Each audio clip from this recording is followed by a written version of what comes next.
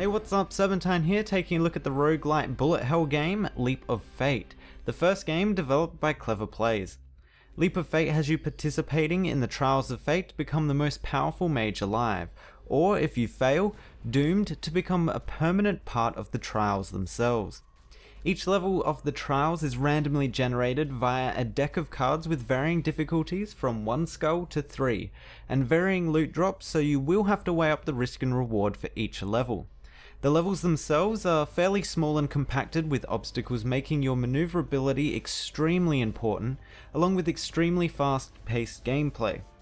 Luckily though, you do have a dedicated dash ability that allows you to dash to your mouse cursor, and with the damaging dash upgrade, it can also be used as an extremely effective offensive move, damaging every unit you dash through. The dash does consume mana though, so you will have to use it sparingly, especially as mana is also the resource used for your glyph ability.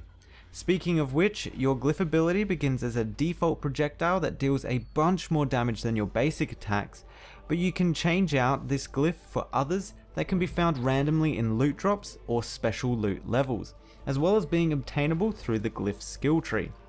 The alternate abilities can be anything from spawning in a powerful ally to help you, placing a turret, or even this rather interesting dual revolver ability. Each level's theme and enemies are unique to the current stage of the trials you're attempting, and are based on your character's worst fears. The first stage is based on the rooftops of New York, with the majority of the enemies being humanoid. Some of the other stages though include Egyptian themed levels with crazy flying mummies to fight against, and a laboratory theme with venomous snakes and resurrecting doctors.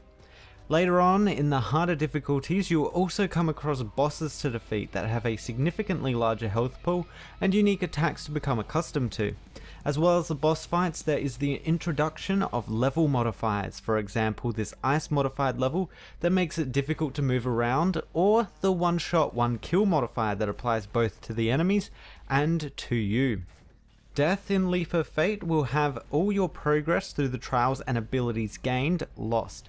You do have one chance to resurrect for each trial run, but it does cost a fair amount of karma that is the only resource that carries over for each new run.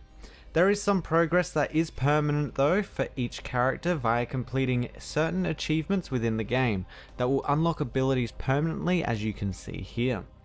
The skill system in the game is divided into 4 separate trees: passive skills, attack skills, glyphs, and mobility skills. You don't have access to these trees all of the time. Instead, you need to find special skill tree cards in the random cards you're dealt, and even then the skill tree card will only be dedicated to one of the 4 different skill trees. You do however receive one free skill that you get to pick out of 3 by reaching the end of one of the stages. So if you do get dealt a bad round with no level ups, you can still get stronger, not to mention that you can also find a clockwork key in each stage that will allow you to purchase one of 3 cards that include health, glyph, and skill cards. Each of the skill trees are fairly in depth and are somewhat unique to each different character, with over 80 different skills that you can obtain just for the one character. As for the look and feel of the game, it actually reminded me a lot of the similarly card-based roguelite Hand of Fate. However, Leap of Fate does have a much more cartoony style to it. The game is being developed for mobile devices alongside the PC, so there are some aspects from mobile gaming that have transitioned over.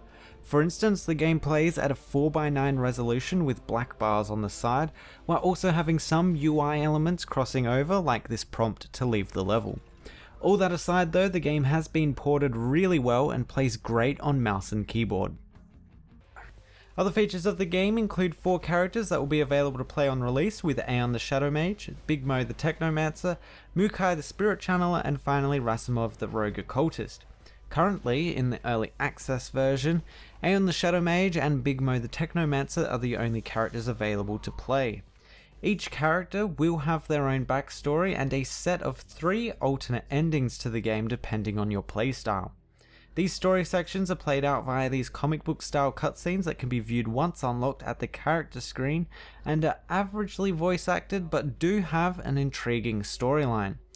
There are 3 difficulty levels currently available to play with, the easy mode being more of a tutorial to the game and is even unplayable after you complete it. Normal mode introducing most, if not all, of the game mechanics like boss fights, level modifiers, and so on, and finally hardcore mode, which will be extremely difficult to defeat, as even normal is quite hard to even get halfway through the trials. Altogether, Leap of Fate actually really surprised me, having not heard anything about the game beforehand, and is extremely fast-paced fun.